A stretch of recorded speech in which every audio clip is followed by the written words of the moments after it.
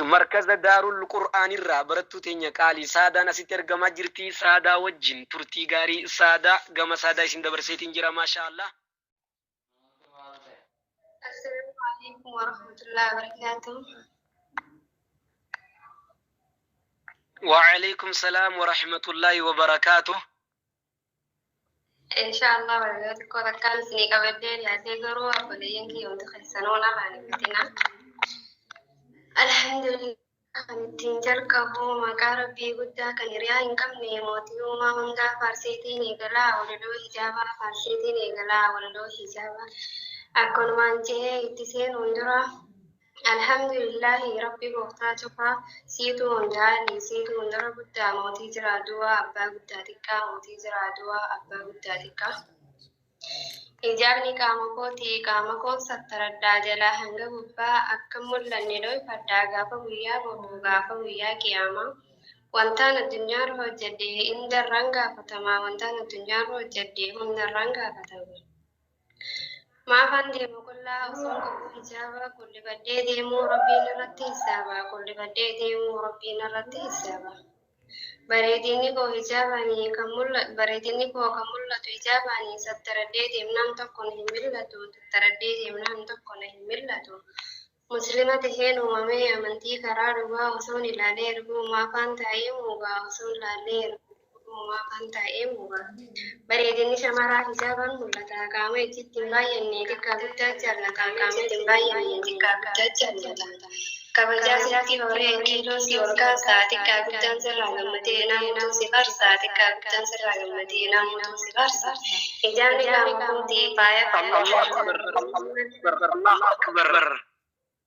Ijaarri qaama kootii faaya saalu uffanni tokkollee hijaaba madaadu uffanni tokkollee hijaaba madaadu.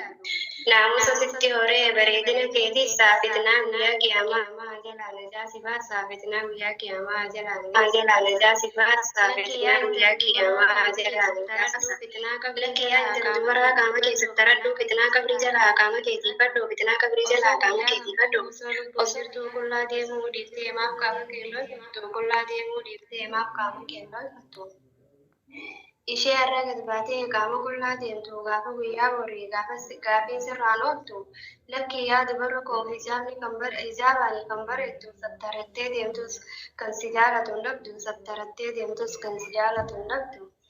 maaf qullaa deemtaa maaf qullaa deemtaa karaa rabbii irraa jallattee faashina warra jaahiloota amantii tee balleessitee faashina warra jaahiloota amantii tee balleessitee akki kun siin baasu lakkii akiraa yaadaddu qaama kee bareedaa hijaabaan noyfadhu qaama kee bareedaa hijaabaan noyfadhu ta hijaabaa himee maaf hallisan tan quraanaa xiqqootti siin dabarsaa kara quraanaatiin Kota karaa gaarii gara quraana rabbii caalaa hundaa olii maaltu siin dorgoma yaa kalaama rabbii jecha olii quraanu kariimii kan hin jijjiiramne hanga zalaalamii